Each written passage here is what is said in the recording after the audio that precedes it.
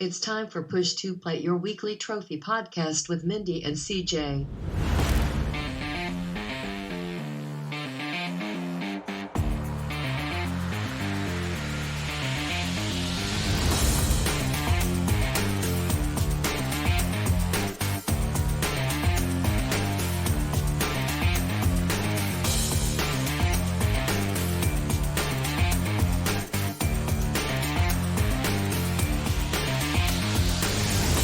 Hello, listeners. Welcome to episode 43, the final episode for 2019. Mindi, the decade is almost at a close. How are you in the last few days of 2019? Finally done with shopping. I really dropped the ball this year with shopping. I'm usually done by Thanksgiving because I don't want to deal with shopping, during the peak season. I really dropped the ball this year. But have you got everything you need now? Are you set? Are you ready for Christmas? I sure hope so. I have to do my final check tomorrow when I wrap everything, but I'm fingers and toes crossed. I think I've done it. We're at the stage now. If you don't have it, it's too bad, I feel.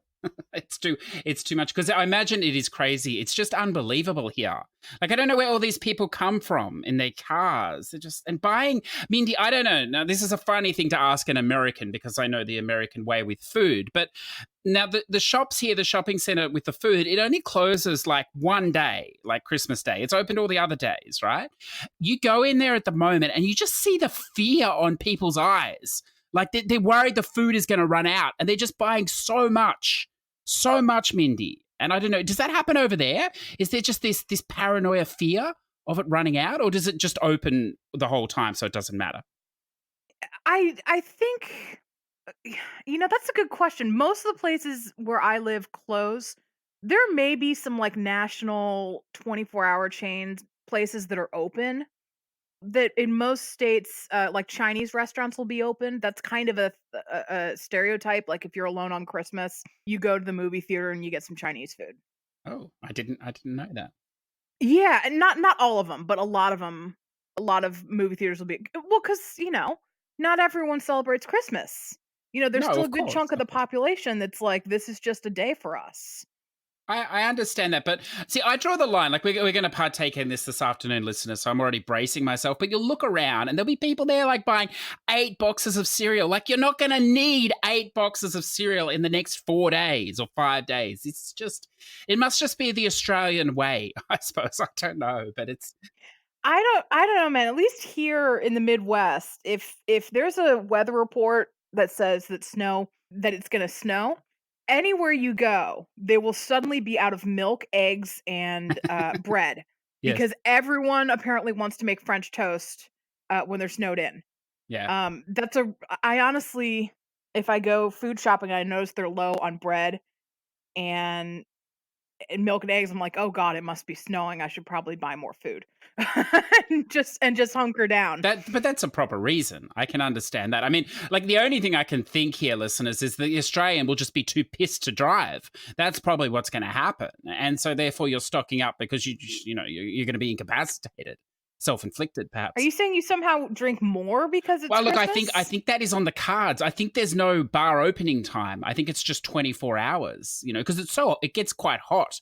Here we're on the, the opposite side of the world. So it's quite warm. You need to keep hydrated. I keep hearing this, keep hydrated. So, perhaps that's what is going on. Look, I don't know. But now, why don't we've got a big episode today, listeners. Everybody's talking about their favorite games and all this, yada, yada. So we'll get into that.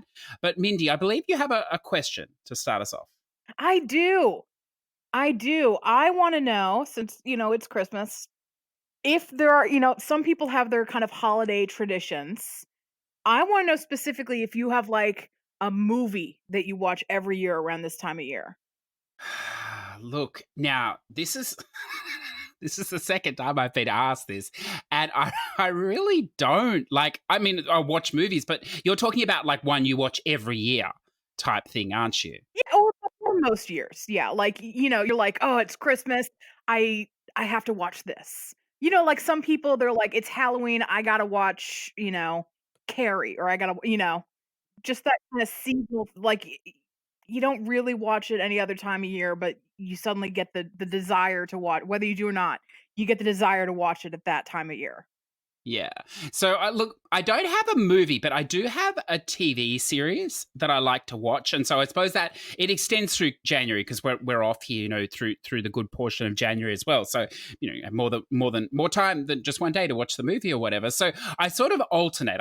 So I hope this is allowed, Mindy, that I'm gonna, change the course here to a TV series. But I watch Frasier.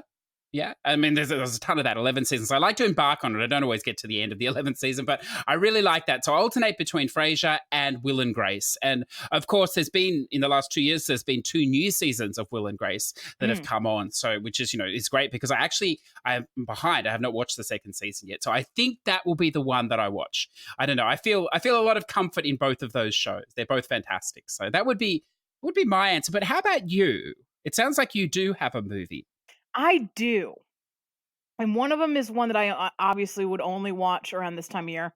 And the other one is one that I could watch anytime because it's not strictly a Christmas movie, but there is a debate as to whether or not it should count as a Christmas movie. So that first one is Die Hard. Ah, yes. Okay. Yep. And you could see why some people would say it's a Christmas, and I kind of, I think it's a Christmas movie you can watch whenever, honestly. Yeah. Yeah. This is the original one you're talking about here. The original Die Hard. Okay. Right. Yes. Yeah. And then the other one is you would only really watch around Christmas, and it's Muppet Christmas Carol. Oh, wow. I love the Muppets, and I love Muppet Christmas Carol. My favorite Muppet movie is Muppet Treasure Island. The classics, the ones that Jim Henson were actually in, of course, are great. But like, I loves me some Muppet Treasure Island, man. I really do. It's interesting because I love the Muppets too, but I have not seen the Christmas one. So you would recommend it? Yes. Oh, you should watch it. Interesting. See, at this point, the listeners are not surprised that we're talking about Muppets. I mean, Muppets. I love the Muppets. Okay, I'm going to do that then. Yeah, it's got Kermit, obviously, and Miss Piggy. Yeah, Kermit is Bob Cratchit. Yes.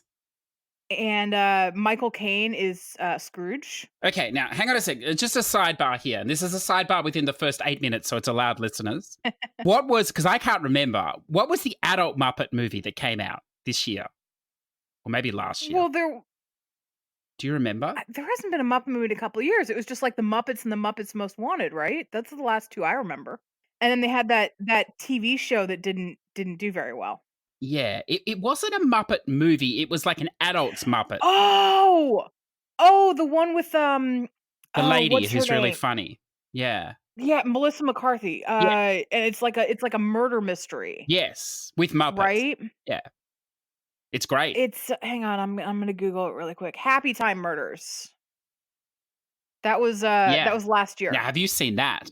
I have not, and it looks like these are actual Muppets because Brian Henson, who is Jim Henson's son, directed it, and the actual like Muppet lab built the pups. So these are actual Muppets. Oh, definitely Muppets. Yes, yeah, and not just like puppets that look like Muppets. No.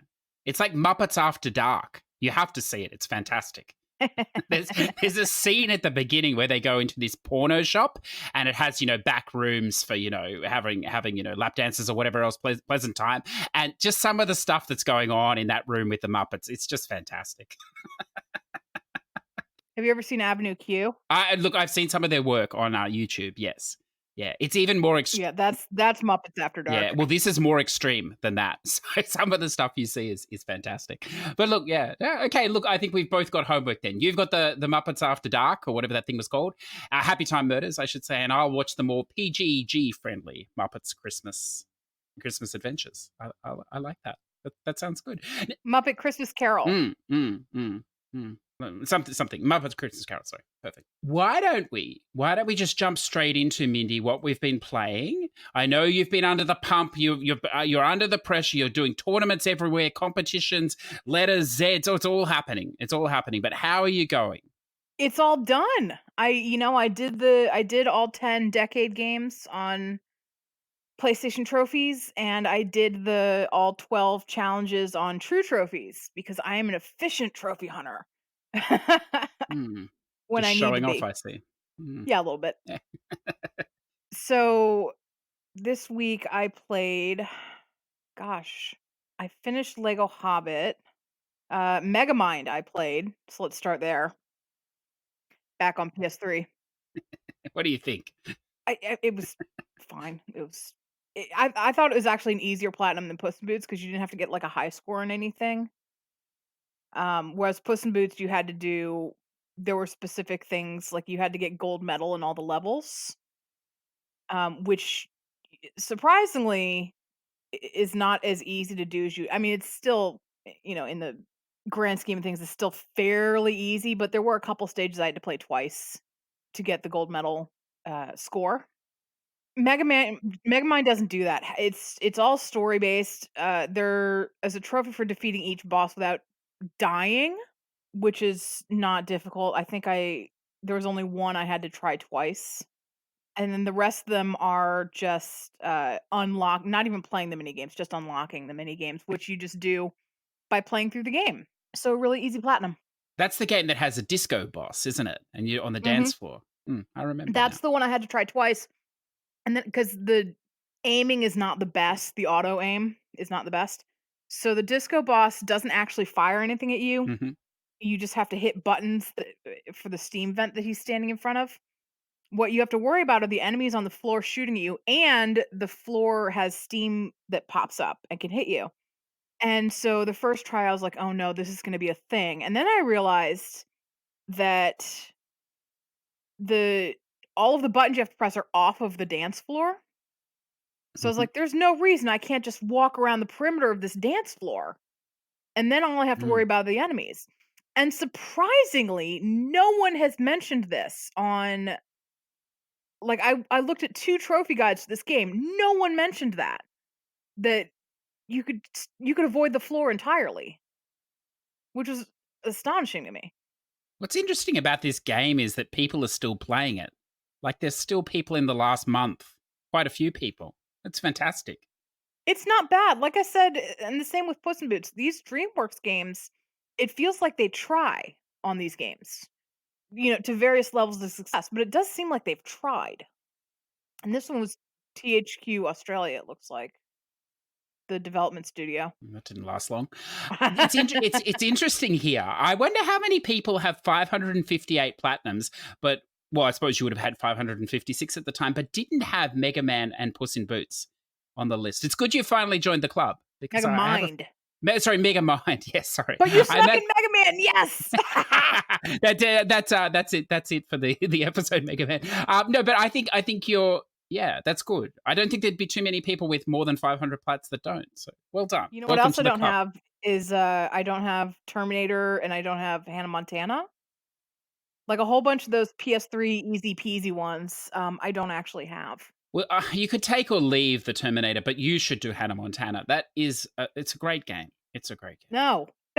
No, you're gonna. Oh, I don't believe you. Get up and sing. It's one of those games you can use the move controllers for. I think. In fact, I'm pretty sure there's one bit in there that's a little tricky. You have to use the move controller. I don't know, Puss in Boots, you could use the move controller, but I didn't. I just used my PS3 controller and it worked out well. Excuse me, listeners. We're just here for a quick break. PS3. Push2Plat, the PS3 show. Now, look, I'm glad, Mindy, you got some PS3 backlog in there. We won't see that again for months now. That's fantastic. Well, What else? never What say else have we never, got because here? I also did some Goat Simulator on PS3 for these events. Oh. So I'm gonna have to go back and clean that flappy goat. I'm gonna have to clean that up. At least it didn't have all the DLC that the PS4 one had. That trophy's 44.94% on the PS3 version. That's pretty high. How are all these people managing to do it? It is high. I don't know because I think my dirty shame. I think someone share played it for me on the PS4 because I definitely have this trophy in the PS4, and I feel like someone hopped on SharePlay and did it for me, and I don't remember who it is. There's probably someone in the world sitting in their mansion now, just counting their Goat Simulator money from Flappy Goat. They're like the Flappy Goat dude, and you just contact them, when you need it, and they've just made their entire wealth off that. I mean, It's fantastic. I'm not against doing Congratulations. that. No, no. Look, I respect everybody's hustle. That's fantastic. Yeah, that's great. That's great. What else have we got here? What else? I played a little bit of the King's Quest revival for the True Trophies event, Mm-hmm. and I'm sad because I played the last episode, so I know how that goes. And it really is. It really was made with a lot of love for the series. The Odd Gentleman did a really good job with it. The developers, they really knew the games that came before, so this really isn't a reboot of the series. It There are a lot of references to all 8 Kings, well, 7, there's 8, but we're not gonna count Mask of Eternity. There really are references to all the old games. It's very accessible if you've never played a King's Quest game, but if you've played any or all of the old ones, there's a lot of smiles that you'll have in here, I think. Yeah. Yeah. I almost think it's a must-play game if you've played some of the older ones. It's beautiful. It's very reminiscent. I think, yeah, if you've played the old ones, I think you must play this. And it's a really good story, this game, too, because I know they had Sierra's blessing when they started, but financially they were very rocky, and they sold the whole thing up front, even though they were upfront about the fact that the episodes were going to come out. And I think it was around episode 2 or 3 they almost stopped. It almost went under, I think. And it was good that they managed to right the ship and continue. So that's fantastic. Right. That would have been a shame. Right, because the ending, the final episode makes you sad. But it's a good ending. But it's, the whole game is Graham talking about his life to his granddaughter. And so you're watching Graham grow up from prior to being Sir Graham to being Sir Graham to being the king, and then he's with his kids, so that's post King's Quest 4 and 5, let's say. And then Graham getting a bit older, and then present day Graham doing like the final adventure. Now, I never pegged you for a mysticist, Mindy, but I see here astrology and horoscope, and I see you've ironically in this, it took you 2 hours, so obviously you're a little rusty at seeing what's coming. But how did you find that? I used it for the True Trophies spelling event, and then I cleaned it up.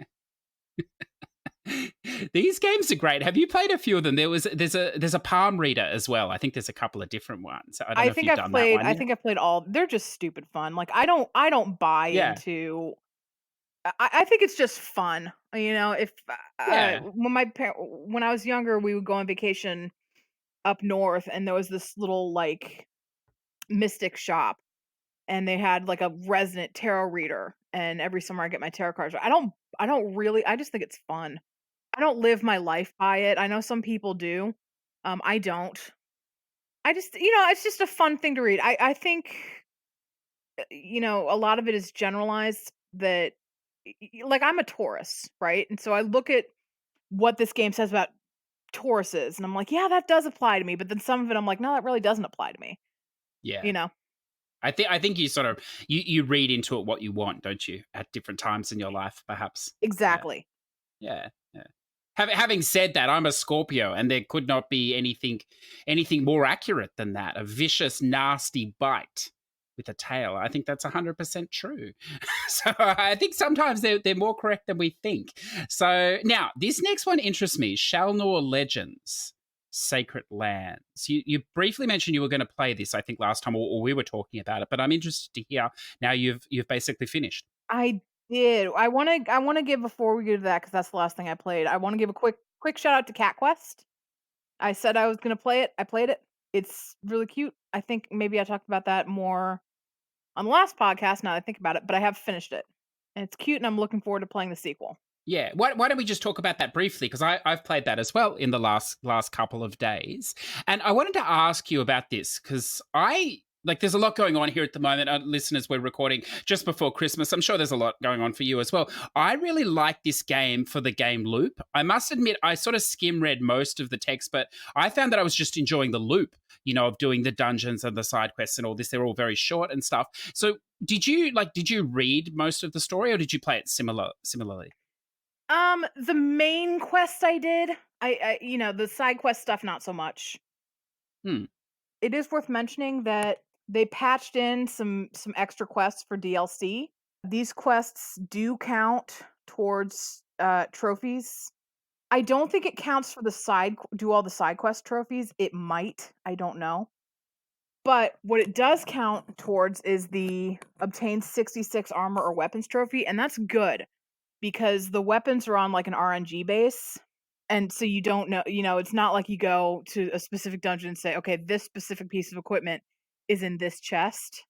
So once you get up to, needing the last 10 or so, you're going to start getting a lot of duplicates in the at the armor shop. So I bring this up because the Christmas quests give you 5 or 6 new pieces of armor or weapons. So it's really helpful to do that because they're all unique and count towards the 66 that you need for that trophy. Because I think that was the last trophy I got before the platinum. Yeah. Yeah. I'm pretty sure the side quest ones will count because I was just doing them all over the map. I wasn't, just wherever. And I got. Oh, the side quest ones definitely count. I'm Yes. talking specifically about they patched in like Christmas themed side quests.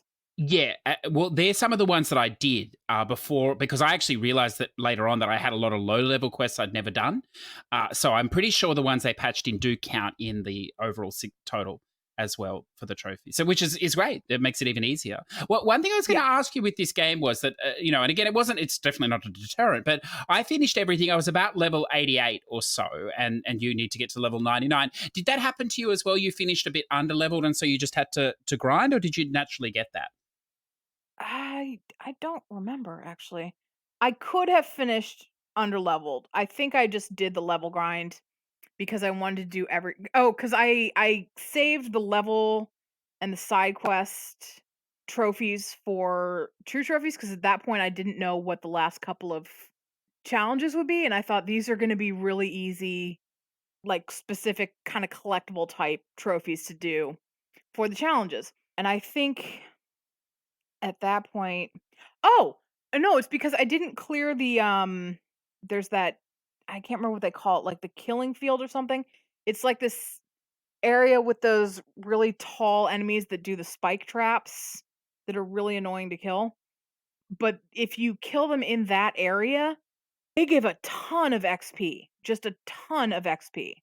Yes. Yeah. Um, so that's a really easy way to level up. And then there's some dungeon Mm. that it takes a little while to kill the enemies, but it all you have to do is just whack it and then roll away, and that levels you up really, really, really quickly.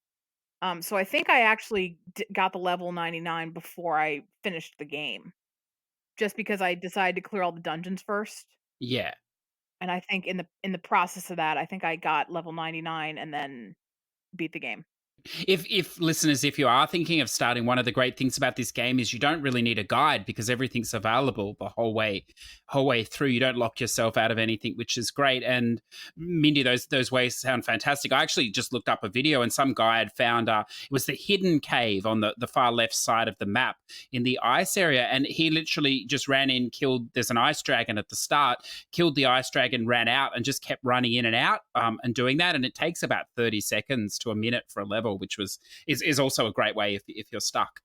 So there's at the end. So I think that's the cave that I was talking about where I just, you run and you whack it and you gain 1 or 2 levels per round if you kill everything in it. yeah, yeah. But look, not a long game, but no, it's fantastic. I agree with you. Yeah, perfect. And then Shalnor Legends. This is going to be a milestone. This is going to be platinum 600 for me. Hmm. Because the platinum title is The Completionist. Oh, that's fantastic. In capitals. So this one I started early because I did use it for true trophies. Mhm. for day 11, which was difficulty specific trophies. And it has precisely 11 difficulty specific trophies. This is a Link to the Past game. So if you like Legend of Zelda: Link to the Past, give this one a shot.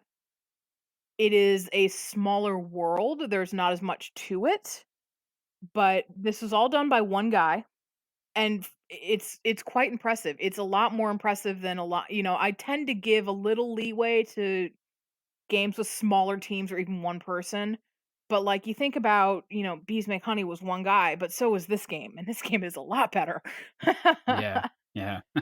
That having been said, it is a 2 playthrough platinum, and it really does not need to be, because you have to do some stuff on heroic mode, and you can't access heroic mode until you beat the game once, which is ridiculous. I don't know if I have any huge tips to do this. I mean, don't max out everything on your normal mode playthrough, because you're gonna have to do it on heroic mode anyway. The 2 playthroughs are definitely necessary. Oh, I lied. My biggest tip of this game is your sword is next to useless. This game is built for your bow and arrow that you get. So when you do upgrade stuff, upgrade the bow and arrow and the armor in that order. Honestly, on your normal playthrough, I wouldn't even upgrade the sword at all. I would upgrade just the bow and arrow and the armor.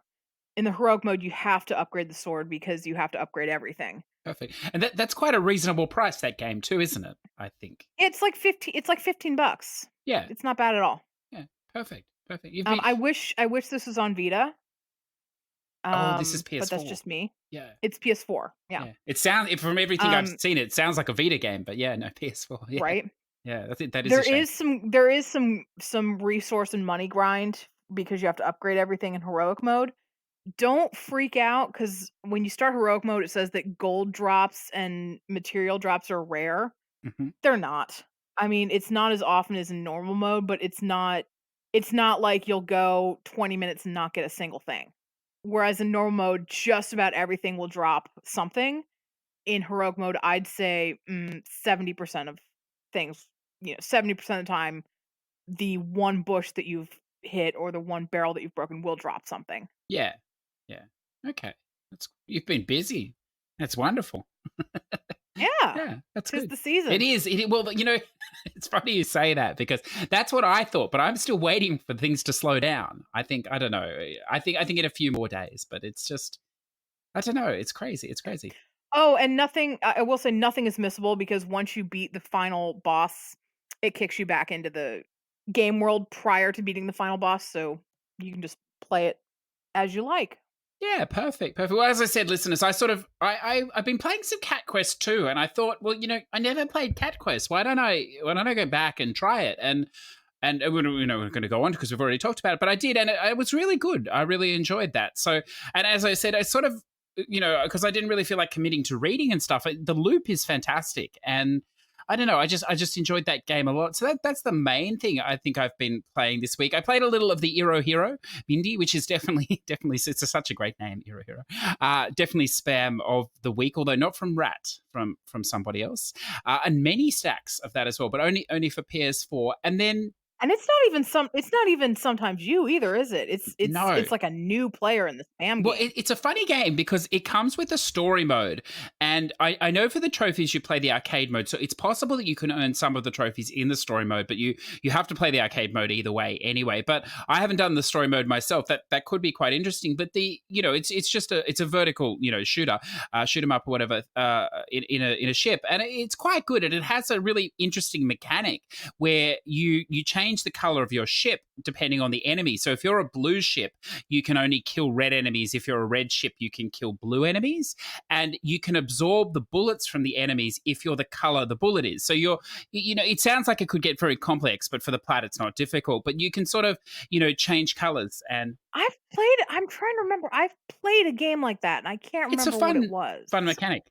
It's the same idea where opposite colors are the only damage, and you can absorb whatever the color it is that you're wearing. And I can't Yeah, remember what it yeah, was. that's it. But it's not. I'm sure if you played through the story, it probably does get a lot more complicated as it goes on. But for the plat, as I said, 15 minutes or so.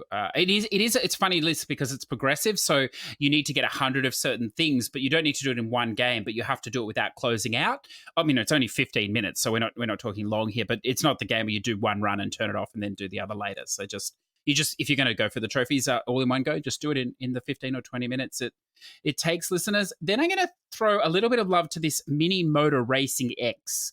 This will be the last racing game for myself this year. In fact, this may be the last racing game for me forever. It's going to be a massive grind. It's a top-down, almost like an RC racing game. If you like, the tracks are uber short, like really, really short, like 30 seconds long or something. There's a ton of variety in the tracks, but there are just unbelievable number of events. I'm only in the beginner cup at the moment, and there are 9 pages of events, each with 4 on it. So there are 32 races in just the beginner mode, and there are 9 different modes, I think. So hundreds of races. I'm not sure.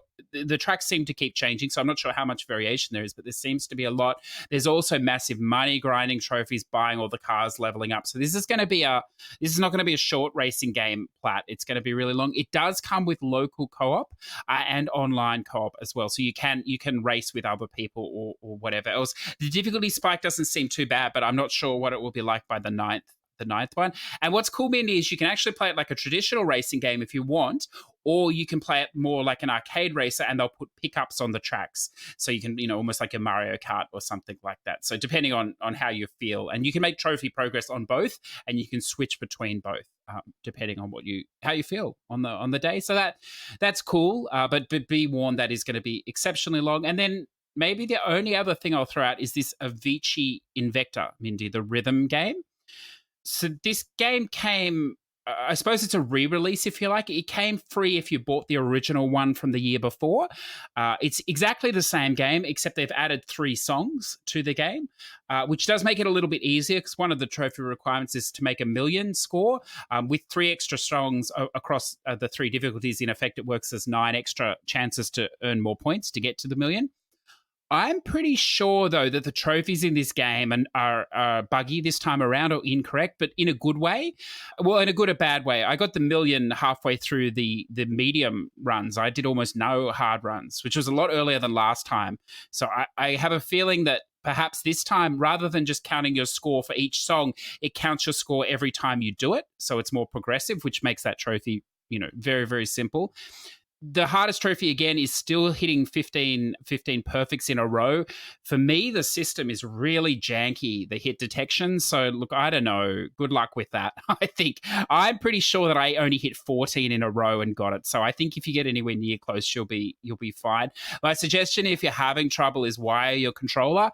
Try and turn your TV to game mode to try and lower the latency if possible, and definitely be using headphones, because it just seems really, I don't know, the detection seems really weird. It's maybe before the beat or slightly after, I think. I think perhaps that's what the problem is, but everything else is fine. The only other difference with the trophy, if you're doing it this time around, is that the S+ rank, you need to get on 10 different songs. You can't just farm it on one song. But look, that's not too difficult. And if you're used to rhythm games, look, it's easy.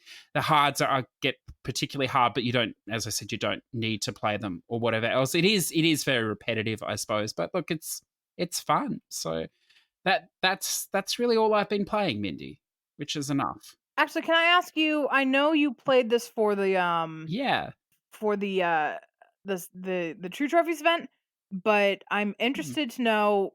Magical Beat is a rhythm game, it looks like, but it looks like it's a really quick one, like a really quick 100%. Yeah. So do you know about this game? Why it's quick or No, that's or what I'm not asking. really? Oh, okay, yeah, cool. So there are multiple stacks of this game. This is on the Vita, but there is a Japanese stack on Vita and PS3, and an EU stack on the Vita as well. So I played the NA one. The game is not quick if you don't play the NA stack. So the NA stack comes with a massive glitch where you can push the L1 and R1 bumpers at the start of every round, and you automatically win. So you can just do that. Oh, Yeah. If you get any of the other versions, that doesn't work, and it's very difficult, particularly at the end. It's not quick at all. and challenging. So it's basically a 0 out of 10 with the glitch. If you like, you just play through I think it's 12 or 13 different characters. It must be 12 different characters, each one for a trophy. Each has 10 fights.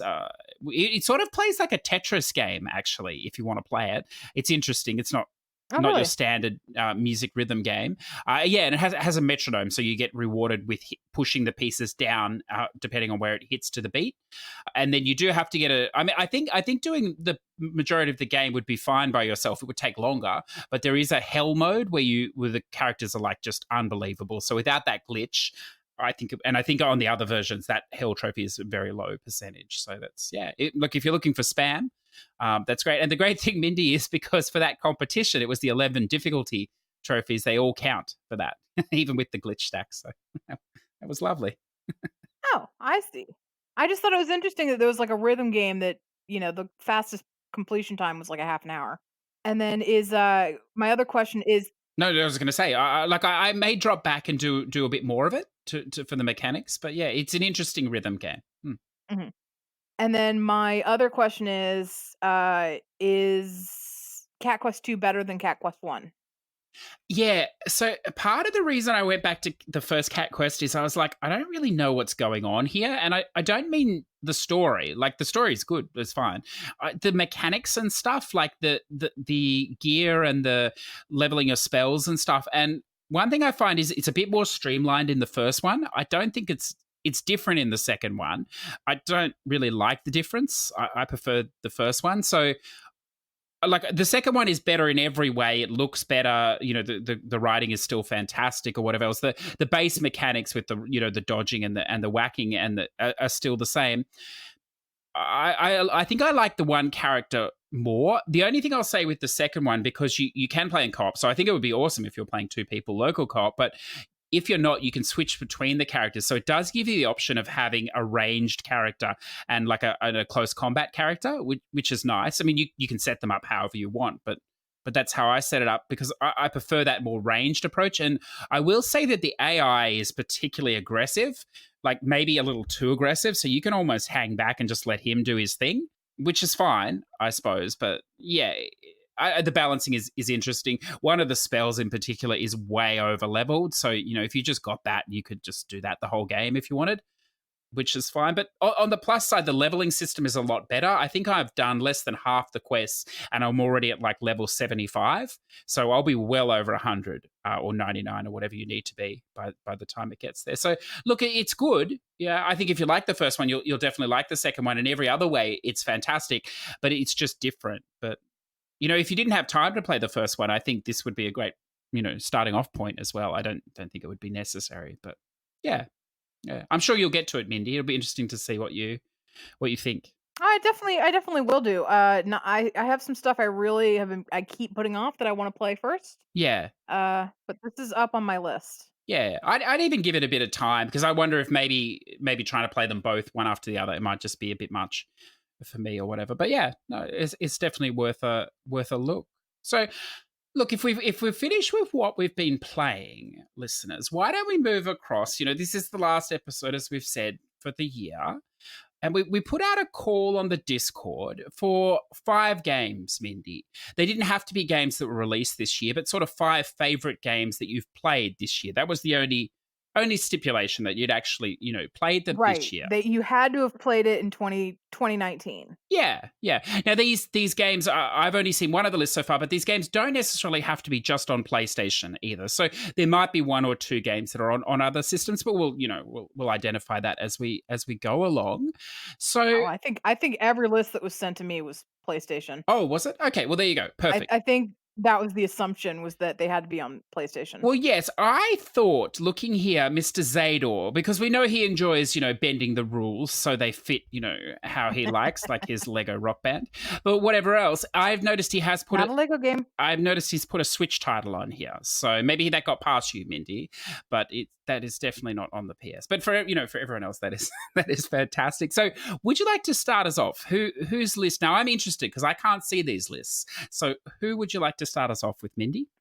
I will start with the first one I was sent, and this was from Cuddles. I'm gonna go ahead and call him Cuddles. I As far as I know, our first German listener sent me a list and said hello from Germany. That's fantastic. It's funny. I look at the breakdown of listeners, Mindy, and we actually seem to have a bit of a following in Germany and Sweden in particular at the moment, which I'm not sure why. But look, that's Really? fantastic. I know. It's very strange, isn't it? Yes, I don't know. I hope they understand English. But perhaps they don't.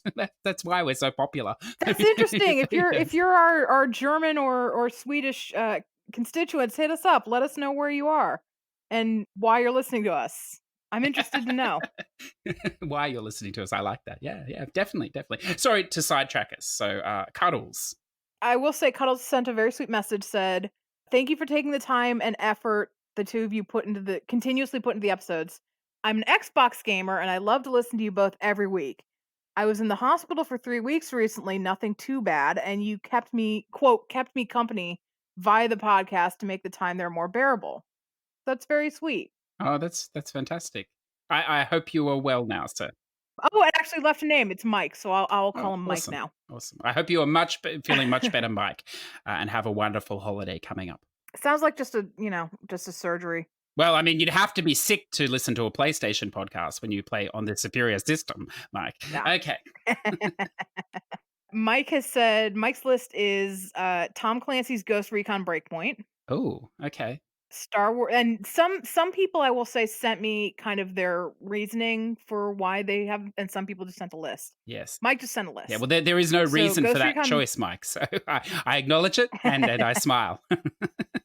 Ghost Recon Breakpoint, Star Wars Battlefront 2, Assassin's Creed Odyssey, Forza Horizon 4, and Rocket League. Ooh, he likes the big games. I like that. Yeah, those are those are big time sinks. They're massive games, For yeah. sure, for sure.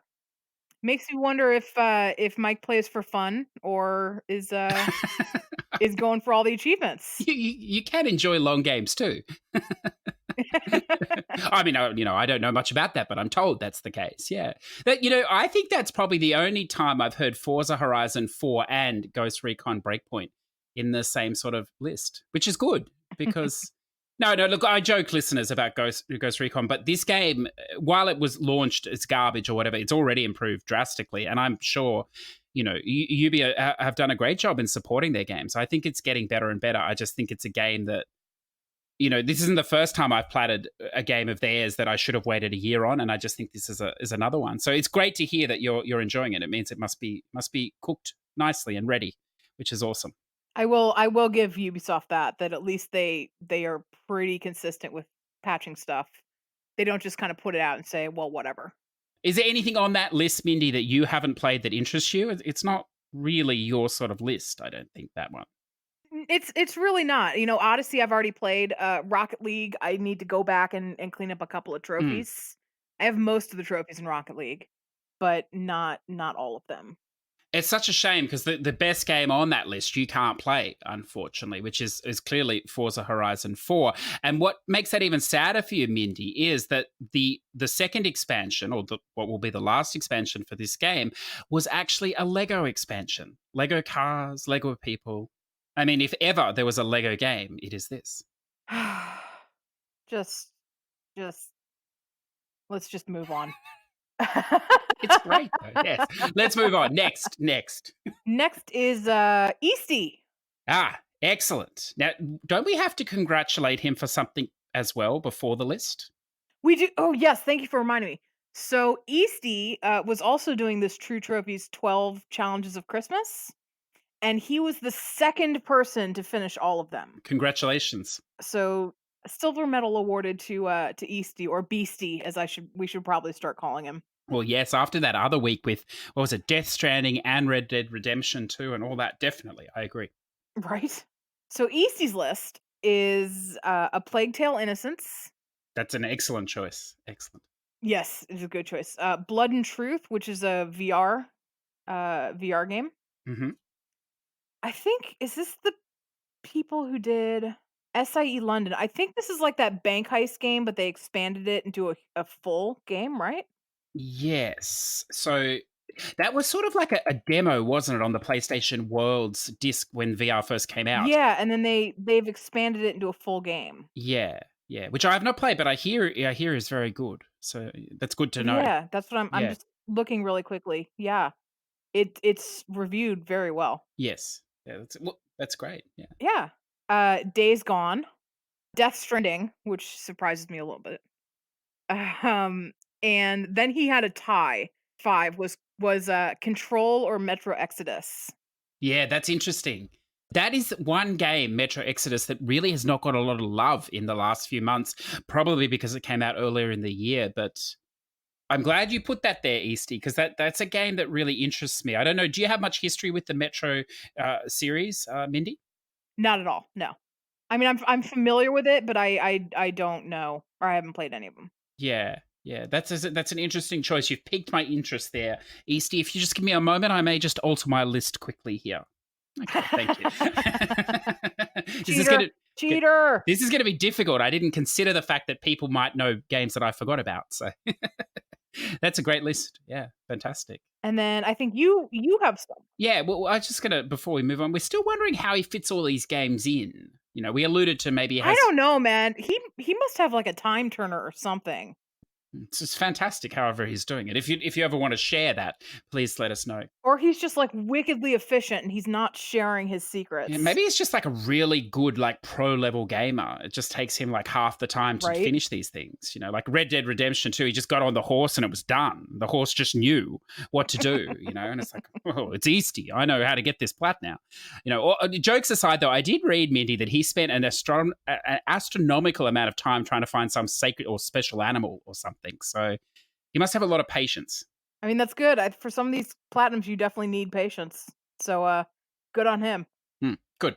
Okay, we shall move on to the next person, Mr. Zador VP. So now I don't think this is in any particular order, so if it is, I apologize. The first one he has here is Lost Ember. It was between this and B-Sim, but this is definitely more polished. Look, I would agree with that. That's a lovely game. That's where you can change between animals throughout, and yeah, it's lovely. So I'm glad you enjoyed that. Then he throws in a Switch game, which, you know, good luck to you. Why not? Fire Emblem Three Houses. So this is a strategy game. This is a massive game as well. In fact, so is the Fire Emblem games are massive. Yes, yeah, both in breadth and scope. So I actually didn't know Zador played on the Switch till I read this. So that's impressive too, that he's balancing his time between all these systems. Now, his next one, Mindy, is interesting. I'm not sure about this. I'm not sure. Chocobos Mystery Dungeon Everybody. Do you know about this, Mindy? I played like the original Chocobos Mystery Dungeon on PS1, but I haven't played the new one that he's talking about. Yes. So I assume this would be the new one. So look, I played a little bit of this, sir, and I thought the first couple of hours was fantastic. I was like, yes, I'm into this. This is going to be a great game for me. Then I got to a certain dungeon and no. It was very frustrating and very cheap. And that was within the first 5 hours. And I understand this is like a 120-hour game. This is a massive game. So if you finished it, congratulations, because this is not an easy plat. In fact, this is the game, Mindy, where you get later on where they just turn off all the lights in the dungeon, so you can't even see where you're going. And like because it's a top-down thing, that's a bit of an issue, obviously, if you run into the enemy and you don't realize. So that's impressive if you finished it. And I'm going to take your word for it that it improves, because it's a very frustrating game as well, that one, I think. But interesting. Then we've got Ninokuni Wrath of the White Witch Remastered, which, no argument, that is fantastic. Does not surprise me at all that made his list. He's really big on those games. Yeah, massive fan, but also a fantastic game. I know you haven't dived into the Ninokuni world yet, have you, Mindy? No, I played the demo way back in the day on PS3, but in terms of actual trophy runs, no, I have not. You'll have to. I mean, they're not short games by any stretch, but look, I mean, the second one, you know, is played with some very difficult DLC, but the trophy, the platinums for both they're more time intensive than difficulty intensive, I think, but they're just beautiful art style, beautiful story, and yeah, just lovely games. Now, this one interests me a lot as well, Mr. Zador. Fell Seal Arbiter's Mark. Now, this is like a Final Fantasy Tactics style game, I'm told, Mindy. Have you ever heard of this? game?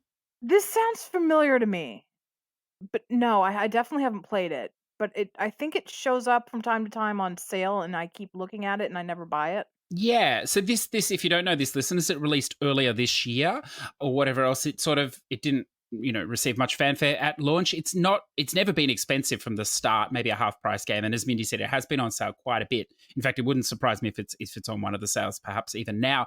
It's Look, it's interesting. It's not a short game by any stretch, and I think it's a game you probably need to invest time into. But it's something I've had on my system intriguing me for some time. So the fact that you stand by it, so gives me more pause to think that I should possibly play it. Because what I like, Mindy, about Zador is that every game he lists here are games that I would like to play. They're not games that I'm going to play because they're too long, but they're games that I would like to play. So I feel if he feels that's worthy of a top 5, it must be. So that's a solid list. I'm surprised. Honestly, I'm surprised B-Sim was on there. Oh, well, no, it wasn't. He said Lost Ember. He said it was between this and B-Sim. I suppose he didn't know he could have a tie. So we'll let him have a tie so he can have them both, Lost Ember and B-Sim. I've got 2 more that have been sent to me. First one was Velvet, and it's interesting because she plays everything, so you'd think that she'd hem and haw and have a hard time deciding. She immediately had 4 games, and then she had a 5th one. She was like, "Oh gosh, what is my 5th one?"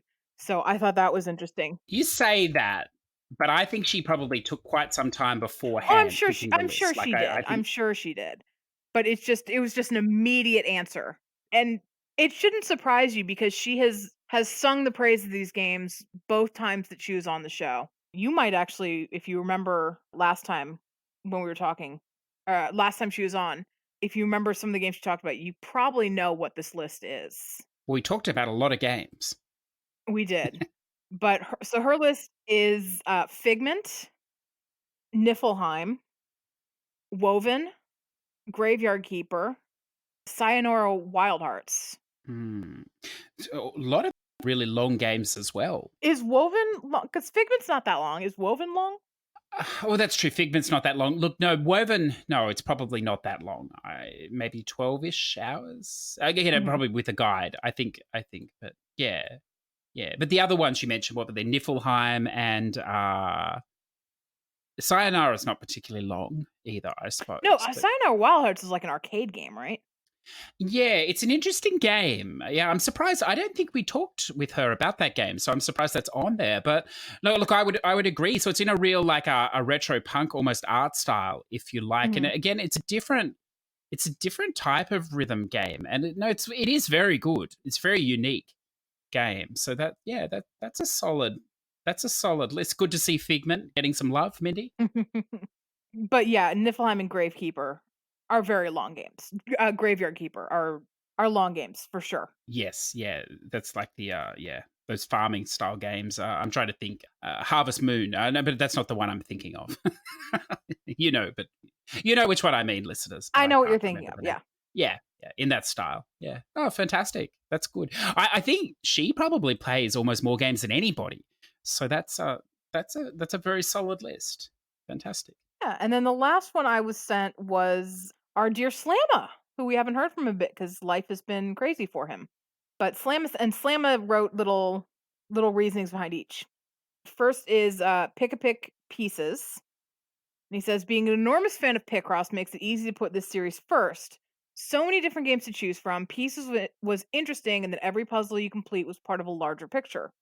So this is actually comparable to if you play the Picross E series on 3D. That's kind of my main Picross, I suppose, vehicle of delivery is my 3DS. And so they have this series called the E series, and they put out one every year. And the last one came out in Japan and did not come out here, and I'm really annoyed by that.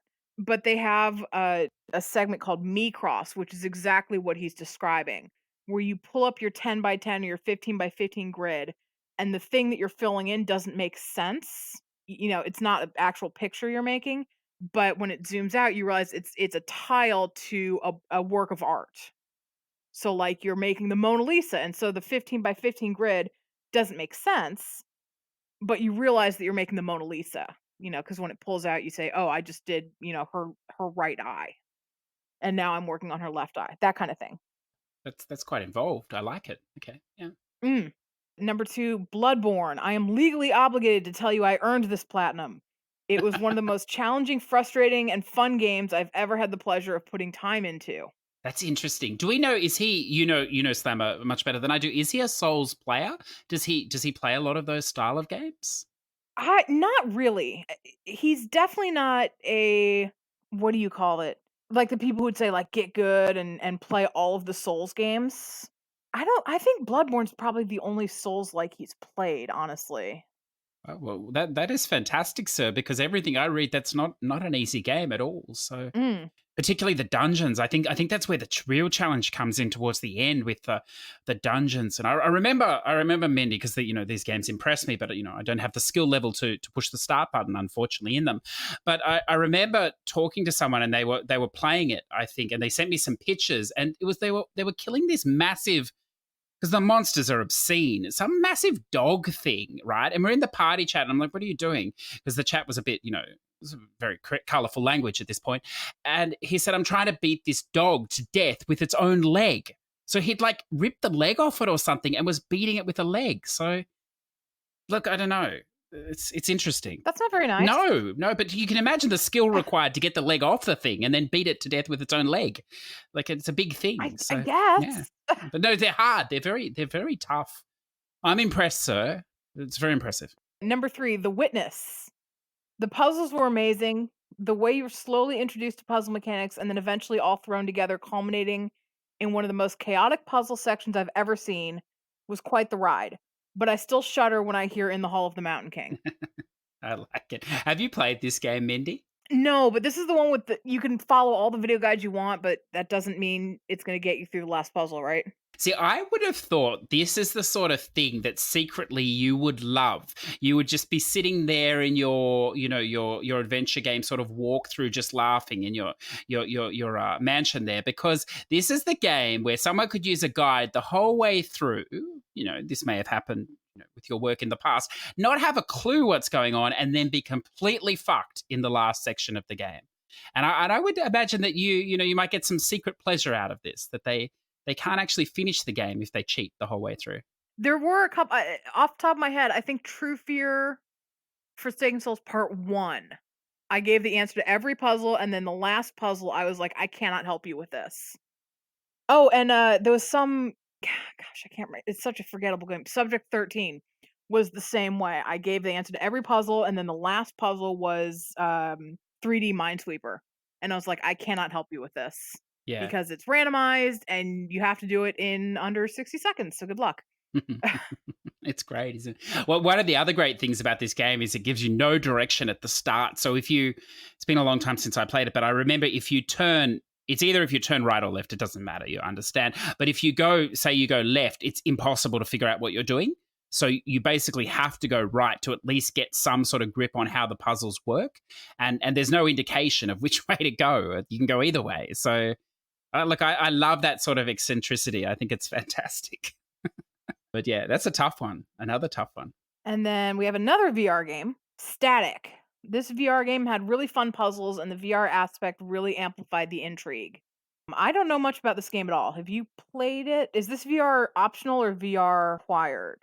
I don't know this game at all, actually, Static. So it's I interesting. don't either. Yeah. I'm just kind of looking it up really quickly. Oh, this I knew this sounded familiar. This is done by the people who did Little Nightmares. Oh, okay. Is it a similar style or? No, it looks like first person puzzle solving. Yeah, that's a good use for VR. That first person puzzle solving. I mean, there was a bomb game like that as well, and there's been a few in that. So it is a good use of it. So Static, that may be worth a look. Excellent.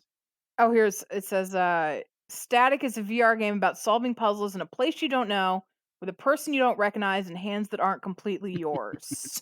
That sounds like a description for the Join- VR. It may or may not work. Hands that are or not yours. Right?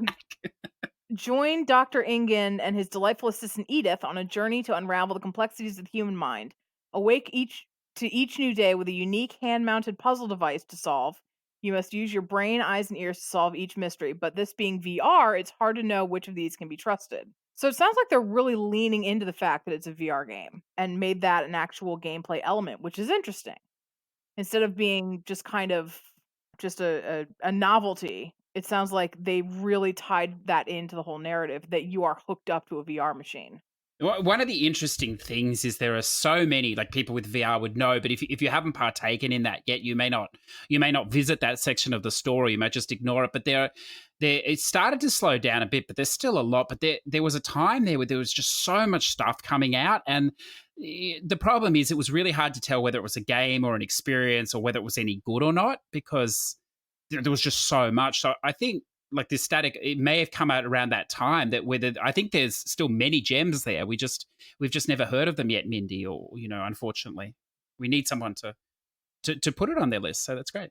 I think you're right. I think a lot of it is VR is unnecessary. I think this one sounds like if you build it in well, I think you can make amazing games out of it. But it was the same way for me with the Vita, where they would force in touchscreen. It was just stupid, as opposed to being, I suppose, immersive. You would say in the with the VR. Yeah. Oh, it's interesting. I mean, too much choice is always a good thing. But that's was that the fifth one, or was there That was another the one? fourth one. Oh, sorry. Fifth one is Super Life of Pixel. This one flew under the radar. It's a platformer where you complete levels based on different eras of consoles. The platforming was challenging and very rewarding. This one is on my list to play because I did buy it during a sale because it looks right up my alley. And then when Slamma came on, I asked him about it as well. And I believe it's a cross buy Yeah. on PS4 and Vita. There's definitely two lists. I think it's a cross buy. It's hard though, isn't it? That's not an easy platformer at all. It's not the easiest of platforms, but I think it's also not. You think hard platformers, you think something like Super Meat Boy. It's not that either. It's, somewhere in the middle. Yeah, no, I'm sure that's a crossbar. I have a feeling there's a couple of stacks of that too. So that game is everywhere. Yeah. I mean that overall that list there's a lot of challenging things on that list. So that's very impressive. I like this. I like how different all of these lists were. I don't think there was a repeat on any of these lists. And while I have seen, because obviously you and I are going to follow up with our lists, I have seen one of my games on one of these lists. My list is also very different from all of these games.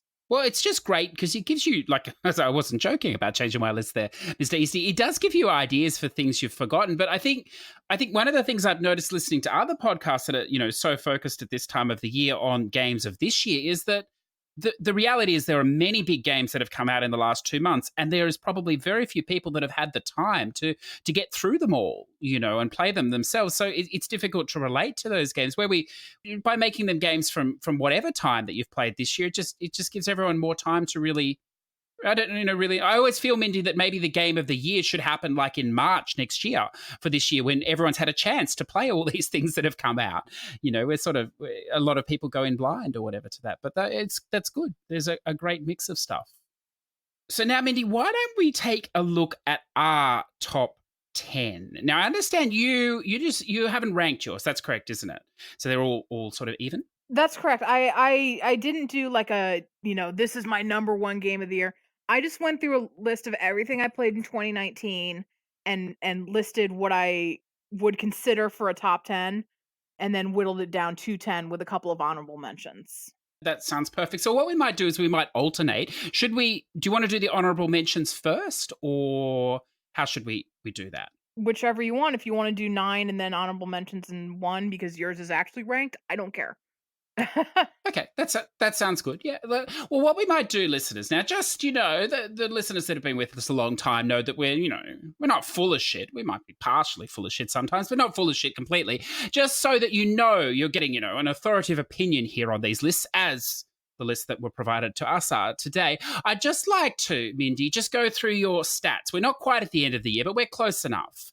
This year, Mindy has earned a staggering 4,036 trophies across Have I really? apparently across 166 games played, of which 149 she has completed. So that's pretty solid, Mindy. Yeah, that's impressive for a completionist. That's pretty solid. Now, does that count? Does that total games played, does that count games that were already on my profile that I went back and earned a couple of trophies on, like Last of Us? or is it just counting new games? This could be a question for True Trophies. But look, yeah, it's got 151 games started and 166 games played. So I suppose I'm not sure. Does that sound loosely right? Like you might have only started. Yeah, so I think the started is the new things, whereas the 166 includes like Last of Us, where I put it on my profile years ago, but I unlocked a couple of trophies on it this year. Okay, so like it's a ballpark figure, it's probably close to being correct, but that gives you an idea. And then over here, I did crack the 10,000 again, which is impressive. It's getting easier and easier every year, as you know, listeners. Now I've played again a little bit down on last year, which is surprising for me, but it is what it is. I think because I completed more games, Mindy, played 694 games this year, but I completed 366. So there's a lot to be said for these quick 5-minute games that are now coming out in 8 regions, if that's what you're looking to do. But so between us, that's a staggering number of games that we've played and completed, Mindy. So I think we have a fair foot in the old PS4, PS3, and perhaps Vita. I'm not sure what you're going to list today. Library. I think we're qualified enough to make our picks here. So what I might do is I've got a few honorable mentions. So can I just dump them out? And I'm not going to talk about them because we've covered all of them on the show before. Yeah, I'll do the same with mine, and then we'll do our lists. Perfect. So these are games, as I said, I've talked about on the show before. I think they're all really good. There's nothing, maybe just not quite good enough to be top 10 for me, but I've enjoyed all of them in various positions. A couple of them I have not been able to finish, so I think that's also why they're only honorable mentions. But I will go with A Plague's Tale first. I did add that Eastie. I completely forgot. That's fantastic. Just Shapes and Beats. So this was a rhythm game that came across from the Switch. It's fantastic with a story mode and then a free play mode. Riverbond, which we have talked about before. Sea of Solitude. Oh yeah. See, it's interesting, isn't it? Sea of Solitude, which I think is a fantastic game. 2 stacks available. It's not particularly long, if you're interested in that. Dead or School, and I've harped on enough about that one. The Dark Pictures, The Man of Medan. Wreckfest. I thought Wreckfest was one of the best racing games I've played this year. It only detracted for me in the number of, the amount of load time between races. I think is a little bit unacceptable for THQ, but I think that's something that they work on and they're already fixing in hindsight. I also think there was a lot of repetition in the events, but that aside, very solid racing game. I had Figment, Olympic Games Tokyo 2020, which I think is probably my sports game of the year. Again, not for everybody, but it's the best Olympic tie-in game I've ever played, and best major sporting event tie-in game. I think for me, not particularly difficult. Is more online focused, so you want to go in with that. And the great thing about that, Mindy, is they're still supporting it, adding new events and trophies right up until the start of the Olympics in Tokyo. We've got Creepy Road, the 2.5D platformer, which I really enjoyed. And then the last two that I put on here, Dragon Quest Builders 2. More of the same, perhaps, but I think much better in many, many ways, and probably very close to being a top 10 game for me. And only one PSVR game for me this year, just because I haven't played a lot, and that was Zing: The Land Beyond, which may be the only game we haven't talked about before. That's a really lovely walking sim with light puzzles, just really beautiful, plays fantastically well in VR. The only reason, again, it doesn't make my top 10 is it's very abstract at the start. It's not clear what you're supposed to do at all, but once you get into about 15 to 20 minutes of the game, you start to realize how it all works. So that's quite a lot, I know, but my honorable. That's not honorable mentions. That's an entire list. That's like the top 10 honorable mentions of the year. Well, it shows you how hard it was for me to get a top 10 when I had that many good games on the honorable mentions. But yes, would you like to throw out some honorable mentions and then we'll kick off the numbers? Sure. So I just kind of rejiggered my list a little bit. I'm gonna honorable mention Rose in the Twilight, which is a Vita game. Bear With Me, which is that noir point and click game. Liar Princess and the Blind Prince. And Castlevania Requiem, mostly just for Symphony of the Night. Also, there's my Metroidvania reference for the podcast. We got it in. Yeah. See, that's a solid. That's a thing, isn't it? That's a solid list of just honorable mentions. Any of those could be top 10, material as well. So why don't we start? Would you like to go first, Mindy? What's your first game you'd like to throw out in no particular order? My list, I know yours is in an order. Mine is not. My list really is just starting from the beginning of 2019 to the end. So my first game is Forgotten Anne, which is that like Studio Ghibli like puzzle platformer about the girl who lives in the land of forgotten things. So when objects break or they wear out, they're sent to just this land, this mystic land, and she's kind of the she's called the enforcer. She's kind of the rule making sure that these broken and forgotten things get a new job, I suppose, in this forgotten land. And the whole game is about her just kind of figuring out where she's come because she's human. Everything else is like lamps and old clothes and stuff like that, but she's human. So it's her figuring out her story, and then also her place in this struggle between the way things are and then this kind of rebellion that's popping up in the world. I dig this a lot. I think it's well worth playing. And I played one of the stacks this year, so it qualifies for my list. There are a few stacks, aren't there, for this game there too? there are 3. There's the Korean stack, there's the Japanese stack, and there is the everywhere else stack. And for a while I had the fastest time on all 3 stacks, but I've just checked and it looks like one of my times has been beaten. Oh, fantastic. I didn't realize you'd played the others. Are they all in English, or is it only the EUNA one that's in English? They all play in English. Oh, good. It's all fully voice acted in English. I think for one of them you have to actually go into the settings and switch it to English. But other than that, yeah, these are 100% playable if you don't speak the language, no problem. So what I'm going to do at this point, listeners, is I'm going to move my keyboard away from me, just so I'm not tempted to rejig my list as we go through, once I hear Mindy's list. I'm already taking notes. That sounds great. Yeah. So look, my list is in order only because I like a flair for drama, and I feel that will build it for me.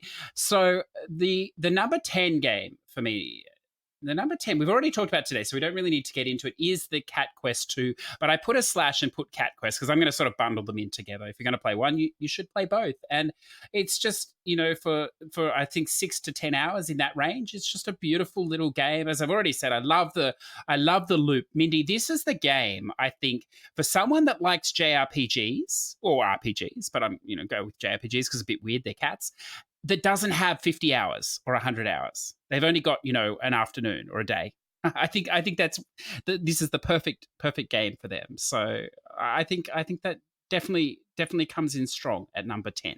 All right, my next game is The Council. So this is an episodic. I think I talked about this way back when I was a guest and not a co-host. It's a mostly narrative adventure game, like a Telltale game, episodic. But there are a couple of RPG elements in it, where like a skill tree that you can build your character on. It's 1793. There's a secret society of historical figures that are kind of deciding like world politics and things like that.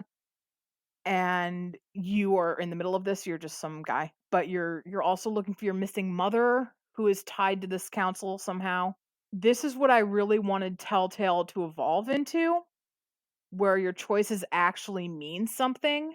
All Telltale games, all the choices are window dressing. This one, it really did matter. And if if you made someone too angry in episode 1, then they might not help you in episode 4. So that's locked off a part of the game. You can still get through it no matter what you do. But there are big chunks of the game that you will not be able to see depending on the choices you make, which really ups the replay value, I think. I think it drops around the end, but I think a good part, a good amount of this game makes it worth playing. That's an interesting thing you said about Telltale. This was this a new studio? Was this their first game, or I think they were a fairly new studio. Yeah, it was like yeah, Big Bad Wolf. yeah. I think pretty new. So it's exciting if they're going to continue down this line, because with Telltale rebooting or whatever else, it's unclear what line they will take. But Don't Nod seems to be moving more in the other direction, where you're less involved with their Life is Strange games. So it's exciting. Yeah, very exciting. On to number 9. So when I first made this list, Mindy, I realized I didn't have any racing games on it. And I was like, well, that's something wrong with this list. the list is an invalid list. So I had to rework it, and I did come up with one, number 9. And I've played many racing games this year, but I'm going to put Need for Speed Heat in at number 9. Look, I preface it. Obviously, I like this style of games, but I think it was a really good return to form for this series or whatever else. I know not everyone will like it. It is predominantly an online game, although you can play offline if you like. It's around maybe a 10 to 12 hour story and then a massive collectible fest and races. But if you like racing games, that's not really going to worry you. And the collectibles, for the large part, borrow from the Forza Horizon series of doing speed tests and things, which again is nothing new, much like the Payback. But I think this was a big step forward. They didn't go back down that FMV route, which I think is really good. Yes, the story is a bit cringy or whatever else, but it's fine. And yes, the cars don't look as good as they do in Forza, but I think it's an encouraging step forward. I think they need to decide whether they're an arcade racer or whether they're in the middle. I think that's hurting them. I think part of the reason why Forza is so successful on the Xbox is that they have both studios running a sim and one running a complete arcade game. And I think they need to decide with Need for Speed which direction it's going to go. And I hope personally it goes more the arcade route. But having said all of that, I think it's a really solid game that you're going to have 30 or 40 hours of pretty good fun in. And there's a good difficulty spike there if you want it too, within the events and the police chases. So I think that's a solid pick for this year's racing games. I'm surprised that made your list, because that's the game that lost you the bet, right? And now you have to play Platinum Final Fantasy 12. Well, yes, but I still like the game. Yeah, it did. But I mean, it actually, in hindsight, ranked probably higher than I thought. I obviously overestimated because I didn't realize how poorly the Need for Speed games had been received in the last few years. So, yeah, but no, it is what it is. So my next game is Brooke. I think this is the only game on my list. Let me just look. I'm probably wrong. But this is actually kickstarted, and it funded pretty quickly. I think within the first 2 or 3 days, they asked for around 200,000 euro to fund this, and it got funded. No, I'm sorry, it got 200,000 euro. It asked for 80,000, and it got that within 2 or 3 days, which is pretty great. So Brooke is a sci-fi mystery adventure set in 1960s Germany, and it's fun. It's really gorgeous. One of the whole aesthetics of it is that all of the scenery is model work, and then they've animated the characters into it. So it's a really interesting look. It doesn't feel quite real, which is really good. I'm trying not to spoil stuff. It doesn't feel quite real, which is good for what the elements of the story are. It's unsettling, but not in a creepy way. You know what I mean? It keeps the intrigue, I think. This is on my list to play, but I literally only loaded up and looked in the first section, and it's stunningly beautiful. It really is. Yeah, well, that section. It really is gorgeous. Yeah. Yeah. Yeah, excellent. For sure. And there's a second stack now. There's I think a Japanese stack that just came out in the last month. Do we know if that plays in English or? Yeah, unsure. I don't know. I haven't picked this one up. I haven't picked up the stack yet, but I want to stack it for sure. So, listeners, number 8 for me is a Switch tie-in, Gris. So I've only played the first section on PlayStation, but I have completed it on the Switch. Look, it's we've talked about this before on the show. It's a beautiful minimalistic game. Actually playing, I'm probably into the second section now on the PS4 and coming back to it. There's very few games, of this length because it's only a shorter game that I do come back to, and it's just lovely. Like it's very peaceful. I mean, it is a platformer, but look, I don't go out of my way to play platformers. I don't particularly like them, and quite often I find them stressful. This just isn't that case. It's simple mechanics. It doesn't overwhelm you with stuff that's introduced, and the more I play it the second time, the more I think the story, if there's a story, what it's about is really, really abstract. But I don't think it really matters. I think it's just a lovely experience, and it's one of those games. If you are going to play it, may be tempting to play without the sound on, and listen to something else. But I would urge you to play with the sound, because it is the score is adapted to different sections of the level and the game, and it's some really beautiful music in there. It really, really adds to it. But yeah, I mean, it's one of the top indie games of the year anyway, I think, and it's exciting to see this sort of stuff being made, Mindy, because it's almost, it's a game. Obviously, there's gameplay to it, but it's bridging the gap between modernist art, I think, and performance art and games, which I think is exciting. I want to see more of this, definitely in the future. My next one is Edith Finch. What Remains of Edith Finch, which definitely did not come out this year, but that's when I played it. And that's all I'll say about it because we have an entire podcast Yes. dedicated to Other than it's fantastic. why I think this is worth playing. Yeah, yeah. There are a few games, Mindy, that I think are like, well, you can't say timeless or whatever, but are games that you would come back to every now and then and play, and that's definitely one of them. Maybe Hellblade as well for me. That's a Edith Finch is a special game, very special. Really, it really is. I really enjoyed it. Well, let's go on to number 7 for me, which is no stranger here to the podcast. This game, Liar Princess and the Blind Prince. So much the same. We've sold this game well, Mindy. Why we are not on the payroll for this game, I'm not sure at this point, but we've sold it to many, many people. It's fantastic. The only thing I'll say that we may not have talked about is I followed this game from when it released on the Japanese store. It unfortunately is not in English, and I really wanted to play it, but I just couldn't. I didn't think I could figure out a platformer in Japanese at the time. It's been wonderful to see it ported, and it's really encouraging that NIS are doing these sort of games, which, it's a digital game when it came out that has had a physical release, I believe, since, and now has been localized as well to the West, which is wonderful because it would have been a real shame if we'd missed out on that game. And it would have been a real shame to have played it and not understood or be able to read the story as well, I think. So that's a gem for me. Next on my list is The Last Door. So this was another Kickstarter game for PC, which came out in 2014, but was finally ported to PlayStation in 2019. This is a very low res point and click horror game set in Victorian England. It's really like if you like Lovecraft, if you like that kind of slow burn horror, not jump scare horror, but just kind of nothing feels right. It's a lot more psychological. This is a game you're really gonna like, I think. The pixel art is great. It's very, I'm gonna emphasize, very low res pixel art, but they do some fantastic work with the shading in it to give everything depth. And it's really just an eerie game. Definitely recommended for sure. See, Mindy, I get the feeling like we're playing tennis here with games. We're just lobbing great games at each other. It's fantastic, isn't it? And the listeners, when you do it this way, it just shows you how many great things are out there. Anyway, maybe I'm feeling that. So number 6 for me. So again, now this didn't release this year or whatever else, but I played it this year. It has a tragic story for me because I lost my save about 40 hours in. Oh no. So I don't know what the end. I know I don't know what the ending is, but the fact that it made my list and didn't just end up in the garbage shows that I must have really enjoyed it, and I do.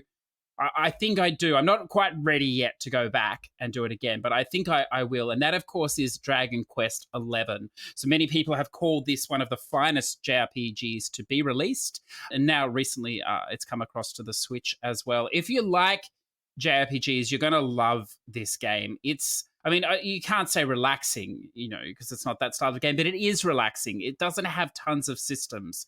It's always clear where you need to go. But having said that, it's a massive, massive world to explore. The writing is really good. Some voiced, some not, or whatever else. It's just a beautiful game. And I think, the Dragon Quest games are massive in themselves, but they're so simple to get into. And I think with a lot of JRPGs, it's just so difficult to get your foot in the door, particularly if they're not the first iteration of the game, and get your mind around what's happening and what's going on. And I'm thinking, even about the Final Fantasy series, even though they're freestanding games, there's still a lot sometimes to get into those games, and they don't always meet you halfway. But Dragon Quest, in particular this one in 11, it really does. And Mindy, the art style is just fantastic. It's cartooned animation to the max or whatever else, but the colors, they're just vibrant and everything else. And it is a turn-based game. So I don't know what is not to love Dragon Quest 11, I think. Well, what's not to love is that somehow it crashed and you lost your save. That's not to love. That's not on the game, though. That was my fault. So that was one of those situations where my system corrupted and I forgot to make a copy of the save. So there's no problem with the game eating saves. That was totally my fault. I deleted it without realizing. So, yes. I see. That's a me problem. That is a you problem. Yes. It really is. It really is. What do we have next? My next game is The Adventure Pals. It's the one about the boy and his magical giraffe and his pet rock. So it's a kind of, I guess, a combat platformer. It's the boy's birthday and his dad has been kidnapped or dadnapped. And it's up to the boy and his giraffe, who, by the way, I have just found out, or I've just remembered, is named Sparkles, to save the land, to rescue his dad, and to keep the bad guy from turning everyone into, oh gosh, what was it? It was animals, but I think some sort of food. And it's just ridiculous. It's funny. The art style is very cute. It definitely does not take itself seriously, and yet it is a very solid platformer. Not too challenging. So it's a lot more about the fun, but I definitely recommend this one. I really, really do. So then we move on to number 5 for me. And this is where it got very hard, listeners. Sort of from 1 to 5 was, could have almost gone anyway. In the end, I put Life is Strange 2 as number 5. While I think that's an amazing game, and it's definitely one of the best things I've played this year, I think, as we've talked about, it is different. It's almost not a game in some ways. And just looking at the other ones that I had left, they are very complete packages. So that probably is the only reason it didn't score higher for me. But look, as I said, it's really great. And if you're looking for some emotional depth in your gameplay, if you're looking to connect, then this is the game. This is the game for you. And as I've said before, it's refreshing to see something that's not afraid to make statements, political statements about what's going on around the world. Whether you agree with them or not, it doesn't really matter. It's important these things are voiced. And it's great to see that it's being voiced in a game that, or whatever, that has, by its mechanics, is approachable for everybody. So it's beautiful. It's a lovely game. I knew that was going to make your list. I just didn't know what number it was going to be. Yes. Yeah, I wanted it to be higher, but in the end, 5 is good. I would definitely recommend playing it. So my next game is Figment, which I believe made your honorable mentions, correct? Yes, yeah. So Figment is just kind of a surreal action adventure light puzzle solving. And I think this made Velvet's list too. It's a lot of fun. There's some questionable checkpointing in it, but definitely worth a play. These are the people who did Back to Bed, which is a lot more puzzle heavy, but also they really kind of nail the surrealism in these games. So if the price tag for Figment is a little too high for you, I think it's still at like 20. Back to Bed is definitely cheaper, and you'll get an idea of how this developer works. Back to Bed is purely puzzle solving. Figment has some combat in it, but it'll give you an idea as to whether or not you think you'll like this, because I don't think there's a demo, and I think there should be. But I do recommend it, for sure. I think we're going to trade honorable mentions and list positions here, because my next one, number 4, I think it is, yes, even considering number 1, I think it's the game I spent the most time on this year. I think the clock ended up coming in at about 110 hours through the DLC, and that was Assassin's Creed Odyssey. That's so funny, because that's the next game on my list too. So Oh, excellent. Well, sell it to me, Mindy. What did you love about it? No, you go ahead. I'm just saying it's funny that's that's your number one Yes. list, and it's the next game I'm going to talk about. No, okay, perfect. Yeah, well, look, there's not much to say about this game other than I really like the direction that the Assassin's Creed, are going in or whatever. I like the earlier games, obviously, but I did enjoy Origins, not as much as Odyssey. Although, ironically, when I started Origins, I really liked it. When I started Odyssey, I didn't like it at all. I didn't like that there were all these islands and things like this. But as I got into Odyssey, it's just, as the name implies, it's a massive, massive game. And I think, and again, I know this was in Origins, but it was so much more developed in Odyssey. You could get lost in this world. There were so many small sub-quests and side quests, before the main quest over here. There was just so much to do, which I thought was great. And I think coming at it at a time where all the DLC was out, which is not usually the position I'm in. Usually I play it early, so either have to wait or I never come back to it. But then being able to seamlessly move into the DLC afterwards. Wasn't a massive fan of the first DLC pack, but the second one I thought was exceptional. Overall, it was just a great game. And then even to have those free quests there as well, that there was just another thing you could do in that world. And I think it's probably the only one of two games this year, 2 or 3 games this year of that length that I've really fallen into hard. And I think it's wonderful. I agree. I think, and I said this before, I liked Origins a little better, but I think that comes down to liking the settings more. Like, I think I really, really liked Assassin's Creed 4, and that had a lot of island hopping, so I didn't mind that in Odyssey. But in general, I think Ancient Egypt is more interesting than Ancient Greece. So I think I was just more prone to liking Origins. But I think Odyssey is definitely very solid. I wasn't too sure, having played all of the Assassin's Creed games, I wasn't too sure about the shift to more of a combat, because has been kind of a stealth to this kind of RPG, more combat focused. But I think they're doing it fairly well. They're really keeping some stealth in there, but they're, I guess, giving you more options for combat, which is good.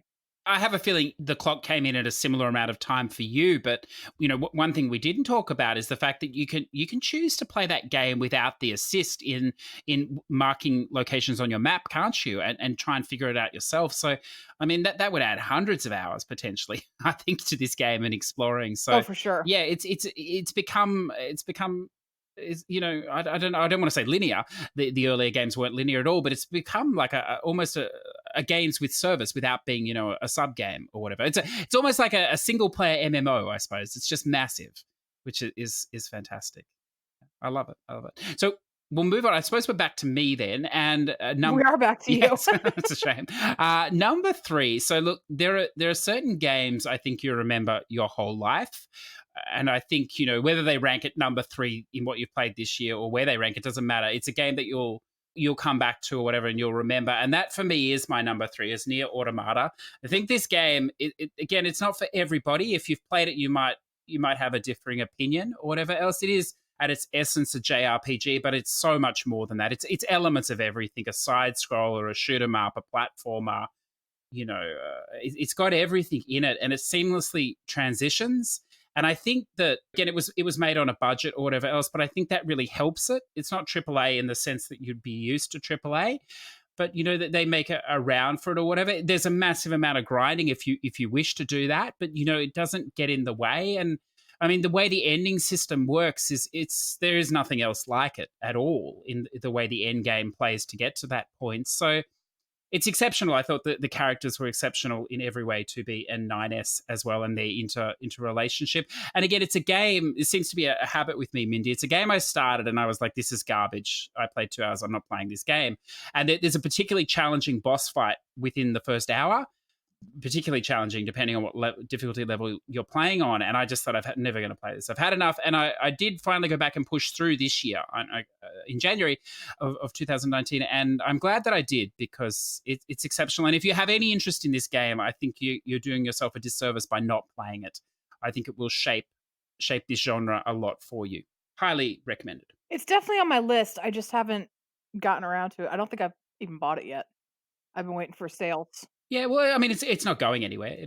They did release a Game of the Year edition, because it does have some DLC, mainly just a boss rush arena, not based on trophies, but well worth playing as well, if nothing else for the story elements. Now, I know the first one had a trophy shop. Does the second one have a trophy shop too? Yeah, so this one is the one with the trophy shop. Yep, that's right. But the way the trophy shop works is you still need to play through the game 3 times before you can access the shop. Now, that sounds intimidating, but really all it is 2 playthroughs and then a very short playthrough. And the second playthrough is not going to be as long as the first playthrough. So it's not as intimidating as it sounds, that number of playthroughs or whatever else. And you see that it's hard to explain because the ending is tied up with why that sort of is. But it's and for anyone that's played it, the ending, very ingenious, I think, and amazing. I'm sure you'd agree. But you can buy the grindy trophies, yes, with save and reload and stuff like that. So, I mean, the game can be done in as little as 15 to 20 hours. I think if you rush through it, I'd recommend maybe 30. But if you want to do the whole platinum, and some of the trophies are very monotonous, guess, with weapon kills and things like that, you're probably looking at about 80 hours. Let's see. So my next game is 1111 Memories Retold. This is a World War One game. I'm not big on kind of Call of Duty or stuff, but I do like there is this kind of subsection, this subcategory of war games that are more about the narrative and less about the combat. Like Ubisoft did one, Valiant Hearts, where it's about that specific person and how the war is affecting them. And then there's also This War of Mine, which I have not played, but I think falls into this kind of category of how war affects just kind of the people in it, as opposed to, here's a bad guy, let's fight them. What I really liked about 1111, first of all, the art style is gorgeous. It takes you a little bit, I think, to get used to it, because it's a like a moving, almost watercolor painting, so everything is a little blurry. And sometimes my eyes were just kind of like, wait a minute. But you get used to it. But what I really, really liked about this one is there's no sides. You're playing as someone who's Canadian soldier, and then you're playing as a German soldier.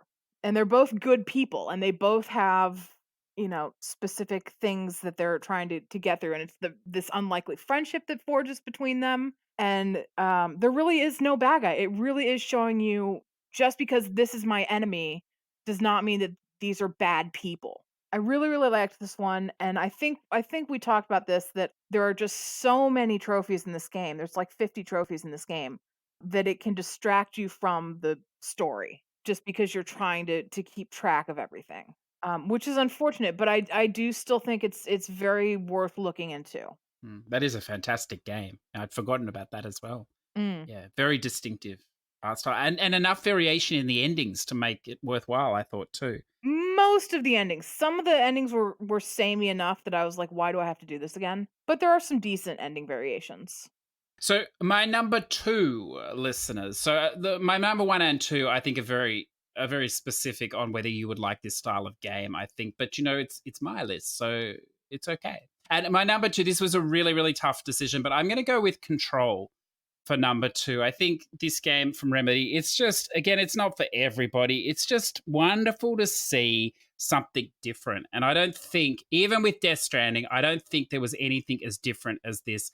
I think while Death Stranding has a lot of merit, it's very long to hold the narrative and everything together. I think it suffers from problems we've talked about in open world games before, and it has other issues as well. Control works so well because it's not long. You can do it in 12 to 15 hours. You can maintain some sort of narrative thread, although, it's so convoluted at times, and you can be immersed in it because it is a shorter experience. I don't think it would work if it was a 30 or 40 hour experience. I think it works perfectly at its length. If you haven't played one of these games before, I would actually probably suggest going, if you have access to a PC or the Xbox, going and playing Quantum Break. I've been playing that myself over the last week as well, and I can see now how Control came about. I can see how they got there, and I'm sure if I played Alan Wake, I would get an even deeper understanding. But it's exceptional. If you want to play it on the level of a shooter, it works fine. If you want to engage with it, it works fine. It's just, there's really no more you can say about that game. That has some massive flaws, obviously, including the map, which is a disgrace. A two-dimensional map in a three-dimensional vertical game is there's no excuse for that at all, and that's something that should have probably been fixed. But maybe they can't fix it at this point. It does have some DLC coming into the future, which will extend the stories as well. So if you can deal with the map or whatever else, and you can deal with it after a few hours, you can let it go or whatever. It's an exceptional game, and it's still bearing secrets, Mindy. I love games like that the community just finds random things in it. I think that's a mark of something special. Definitely on my list. Definitely on my list. Again, it's gonna be a hard year. I keep adding good stuff to the backlog, and I'm not clearing the backlog at the rate that I'm putting stuff on Yes. it. It's a zero-sum game at this point. Yes. Yes. Well, it's a first world problem, I'm told. And then my last game, you probably know what I'm gonna say now. Mindy's favorite game. No, not Oh, favorite. sorry. No, because you're not ranking it. Remember, mine was That's not right. ranked. I don't know. Well, I'm thinking it's going to be.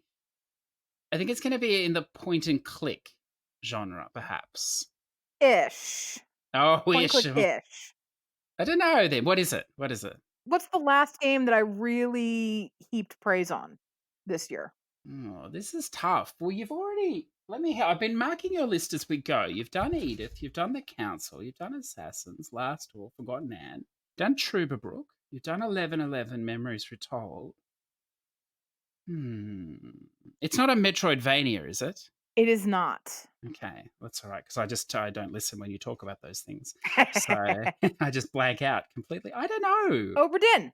Oh, it's a new one, of course. Of course. I won't go too much into it because I've talked about it like 3 times now, and I don't have anything new to say about it. It's not for everyone, but I think everyone should try it. Yes. Yes. I think I blocked that out too because I really want to play it. So I didn't want to hear about it. But yeah. Yeah. And you only did that. I mean, that's only a recent release, but that was in the last few weeks. That's right. Right. Well, I mean, it came out last year on PC, which is when I played it, and then it got released in October of this year on consoles. See, that was a bit. Listen, that was a bit unfair because I got misdirected there. I was thinking, okay, so we've had all these. It's not really point and click, but it's ish.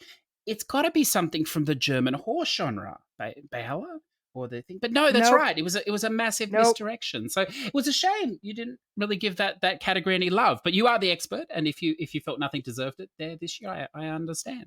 I understand that. So number one game for me, and look, this won't be the number one game for anyone else that hasn't played it already, the base game, because you'll never get to this point, which is a massive shame. But this is a game that should have got a lot more love this year. You know, in a reasonably strong year. I mean, it got a lot of love from the players, just not from the media establishments. And that was, of course, Shadowbringers Final Fantasy XIV expansion. I knew you were going to say it. I knew that was your number one. Yeah, it has to be. I didn't want to put it there, and then I thought, no, it really does have to be because I mean, this is a game that's been out for a long time. You know, it's a game that had technically finished after Stormblood, and then it's come back, with more, and it's this expansion has basically led the way to at least another 2 expansions.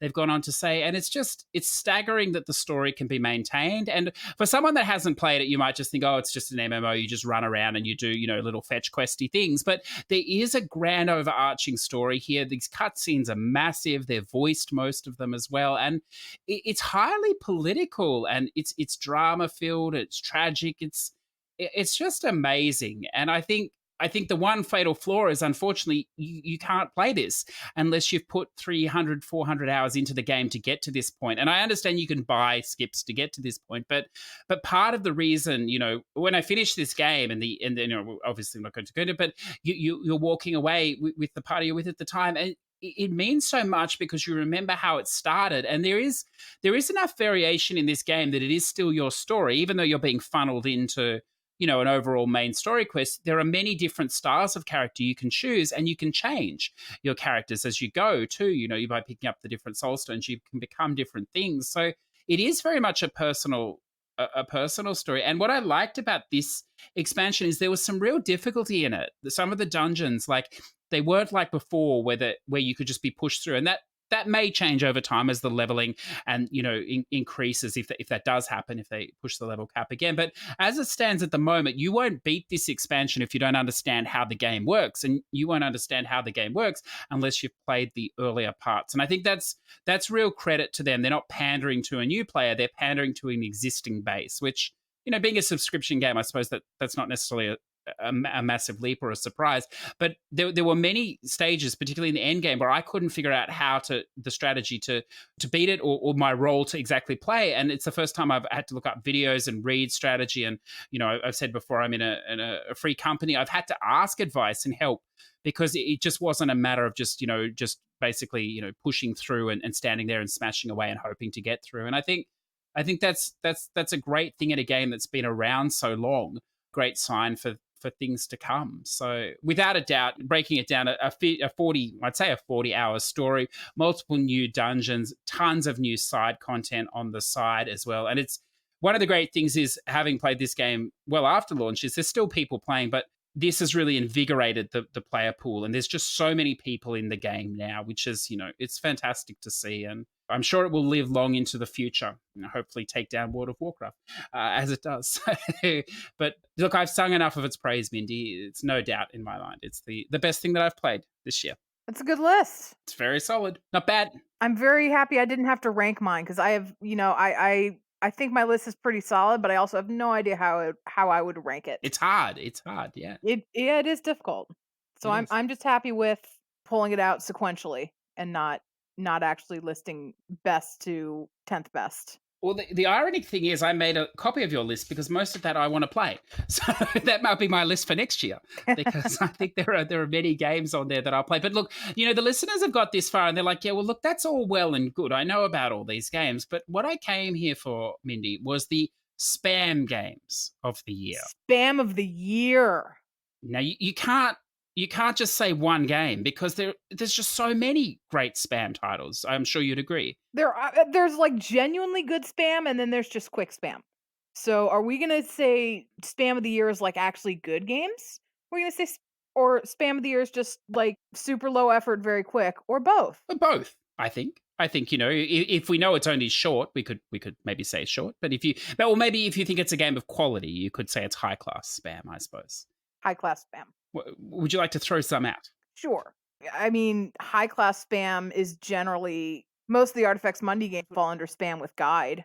So various levels of quality there. But I'll throw out just in terms of sheer quickness of the list and lack of effort, not quality spam. I'll throw out You Are King Drift, which is that Middle Eastern driving game that takes 6 or 7 minutes. But in terms of quality, spam that's quality and actually good, I will throw out Sagebrush, which is that cult. It's one of those cult games that came out around the same time, where you're exploring an abandoned cult compound and you have to kind of figure out what happened. Yeah, that was a good one. That one, I enjoyed that. Yeah, kind of dark, or very dark in spots as well. Yeah. Yes. Yeah, excellent. Well, in that vein, it's amazing this game we were talking about before we started recording this is that this game actually came out this year. But the Drowning, I think we could classify that as spam with substance. It was an impressive look. Yeah, that was early this year, right? That was early January. Yeah. There's been so much spam, it's hard to keep track, I think. But it was this year. Yeah, it's all 6 stacks of it, surprisingly, too. But look, I think there's been many quick ones. I mean, we could not go past Super Weekend Mode, which perhaps is the quickest of the spam. The spam of the year. That can be done, I've seen, in like 2 to 3 minutes if you're so inclined. If you're skilled. Yes, well, if you're not skilled, it can be done in 5 minutes. That shows you the sort of game it is. So, yes. I did it in 15. I am not good at that game. Yeah, but once you've done it 6 times, you'll be down there. Don't worry. Deep Space Rush, of course, very, very quick. Hymno, that was a little bit strange. That was sort of dependent, I think, wasn't it, on a bit of luck as well. Right, because it's a randomly generated worlds. So Hymno is mostly spam, but sometimes you can just get a bad roll of the dice. Yeah, there's nothing you can do about that. I'm going to throw out Refunked. I don't know if you played this, Mindy, the little platformer. Did I? This sounds familiar. You may not have. This was a lovely little game. Again, I suppose it's sort of, we'll call it a higher class spam. It's not hugely easy, but they're not too difficult. It did have a speed run in it as well. So maybe an hour once you figured it out. And it's one of those games where a guide doesn't really help you, just memorize it or whatever else. But it was quite a nice. It had a lovely little message to it at the end. But I think for me, Mindy, I've played a lot of spam this year. Spammed out, some would say, over spammed. But I would have to say Hoggy too. Because there are not too many spam games that have touched me in the way that Hoggy did. It was exceptional. It's a cute little game. I'll definitely stack it at some point. I liked it. And then, of course, it would be remiss of us not to have a spam VN or two because, people enjoy that. So I think maybe the easiest, quickest spam VN we can go with, The House in Fata Morgana. In English, let's say the quickest and easiest in English. Yes. Now I know there are people out there going, well, no, there are some that are even quicker and easier. I'm sure there are.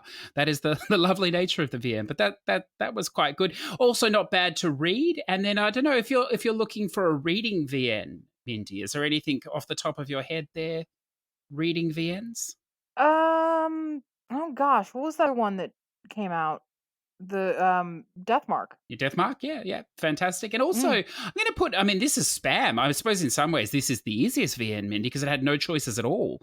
Was the A Winter's Daydream that came out across all the systems in various stacks. And I believe that was the one where you just needed to spam X if you like, or turbo control it just to move through. There were no choices at all, but actually had quite a nice story about the grandmother coming back as the young girl. Mhm. Yeah, it was lovely. So Oh, I can't believe we forgot until just now. Nekopara 3 came out this year. yes, That one is literally you hit the skip button and you wait for the trophies to unlock. yes. There are no No, choices. that's right. No, the 100% Nekopara series. There's a few. What are we up to 3 now? So But I think only 3 came out this year. yeah.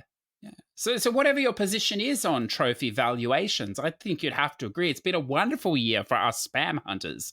And if you've been disappointed, well, just know that there are others out there that have been very happy, and we're looking forward to another year of high intensity spam. Because Mindy, I have a feeling if anything, it's going to accelerate. Depends on what Ratalaika decides to do. And sometimes you and this new person who has come on with Eero Heroes. That's that's right. The market is expanding. So if there's no other spam games you want to throw out there, shall we? Actually, I do. One more one I want to throw out is My Big Sister. That one's quality spam, I think. I think that's actually a good game. And again, it is worth saying that yes, all the Ratalaika Platinums are almost all of them are really, really easy. That doesn't mean the games are bad. And I've said this before, there are a couple of those games that I've kept playing past earning the platinum because I had fun with them. So complain about Ratalaika lists all you want, but that doesn't mean the games are bad. I cannot stress that enough. And because people tend to forget this, I cannot stress enough that Ratalaika does not make any of these games. They are a porting house. So to also call them shovelware is because I've seen some people throw around recently is wrong and does a disservice to people who actually make these games and put their heart into making these games. Yeah, that's well said.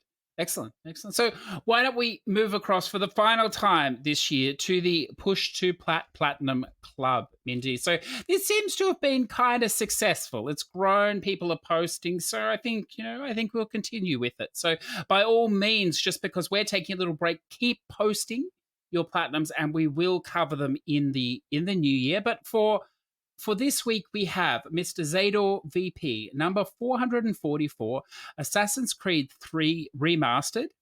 And he's not fond of this, Mindy. He said it's a bit of a buggy mess, but, that's what it is.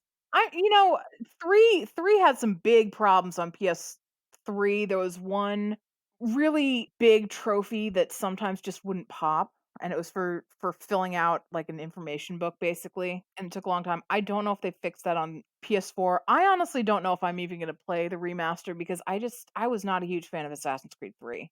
Well, it sounds like it might have issues still. I don't know. Number 445, Assassin's Creed 3 Liberation Remastered. So he's on an Assassin's Creed 3 kick at the moment, which is wonderful to see. You might as well. Liberation, I will stand up for it. It was that one that was on the Vita first, and it had a lot of touchscreen controls that didn't work, and then they ported it to PS3, I want to say, and took all the touchscreen nonsense out. I think if they'd given it more time to cook, I think it could have been really, really good. As it is, it's just okay. So that's his 444 and 445. The Scottish Noob has been back and busy all 5 minutes of his time this week on number 324 and 325, Eero Hero, and number 326, the new word maze game by Paugi, which we didn't talk about today, but that's actually, it's quite a fun idea. I quite like that. Dino Raw, he's dumped a lot on us here, Mindy, so prepare yourself. A mark of respect to you. He starts off with 795, Bibi and Tina at the horse farm, the EU stack. He moves on to number 796, Oliver's Adventure in the Fairyland. It goes on to say, of course, easy with God mode. Would not have played it otherwise. I hate platformers with a passion. Well, I agree. I agree with you, sir. Number 797, Art Pulse. A cool paint clone that was even easier. So we didn't mention this week in spam, but if you're interested, listeners, this is only available on the US store. It's about $12 US, I believe. It's only for VR at this stage, and it's about an 8 or 9 minute platinum in the same style as Cool Paint, if you're familiar with that one. Number 798, Eero Hero. That's great. It's getting some love. Fun, but I wish they'd make you work for the platinum nowadays. Well, so I don't really know if you do believe that, having a look at the other things you've posted here, but we'll go with that. Number 799, Steins Gate, My Darling Embrace. And then number 800, Mindy. He's made it a milestone with Steins Gate, the PS3. It's a classic. So I'm not sure I'm sure on that. I wonder if it's a classic, Mindy, because there's like 18 stacks of that game. So I don't know. I mean, it's not bad. It really isn't. Steins Gate. no, I know. Well, that's good. Do you think he read it? I don't know. Possibly. I think Hmm. Hmm. he probably already knows it. I don't know why, because these are all interconnected. I don't know why you would do Steins Gate, My Darling's Embrace without doing Steins Gate Classic. But because there's like 600 stacks of this game, he's probably already read it. And then, just kind of tech skipped for this one. Fair enough. I think I'll take the fifth on that one, Dino Raw, and leave my opinion to myself. So congratulations, sir, on number 800. That is fantastic. You're approaching the 1,000. I think you'll be there within the new year in 2020, which is wonderful to see. So look, Mindy, I think we've come to the end of the year. I think we have. Yeah. It's a weird feeling knowing that I'm not going to be recording anything next week. I know it's a lovely feeling, isn't it? You have a week off. You could rest. Finally, you don't have to play something for the show. I think it's wonderful. Jokes aside, though, listeners do have a wonderful holiday break. Mindy, is there anything else you'd like to say to close us out? No, just have a happy holiday, whatever you're celebrating. Drink responsibly, and just take some time, enjoy it, and play some good games. That's solid advice. Well, most of it, except about the drinking. So until next, I said responsibly. You can drink as much as you want as long as you're not driving. That's the responsible part. Yes, I noticed there was a bit of a silence in there, so that's acceptable. Yeah. So look, listeners, we will be back in the new year. We will be available as we are now on all good podcast providers. If you've said hello to us, if you've reached out over this year, I want to thank you very, very much. Sometimes when you do this, it can be difficult to know who is listening and who isn't listening, but it's always lovely to hear the people that are as we continue to grow, which is very encouraging. If you do want to reach out and say hello to us, we are available on Twitter at Push2Plat, push the number 2Plat, or you can email us at push2plat@gmail.com. We do have a Discord that will be in the show notes. Please feel free to drop in and say hi if you want. And Mindy, if the listener is looking for you, where can they find you? Yeah, well, first off, I want to drop, because we haven't actually explicitly said this in a while. If you do decide to contact us, if there's a guest you want us to try to get on the show or a topic you think would be interesting, definitely let us know. We have on the Discord, we have a channel for suggestions for that, but if you don't want to join the Discord, but you do want to say, hey, I think you should get this person on, definitely contact us on the Twitter or email as well. We are open to suggestions. But if you want to just contact me, I'm on Twitter at TheMindIsACity. I also have a coffee page, ko-fi.com/TheMindIsACity. And don't be backwards at being forwards. If you want to nominate yourself as a guest, by all means do, and we'll take it from there. But look, until next year, thank you so much. Have a fantastic holiday, however you choose to spend it. I hope you find some great quality time for gaming in amongst it all, and we look forward to resuming this conversation with you next year. Thank you, Mindy. Bye.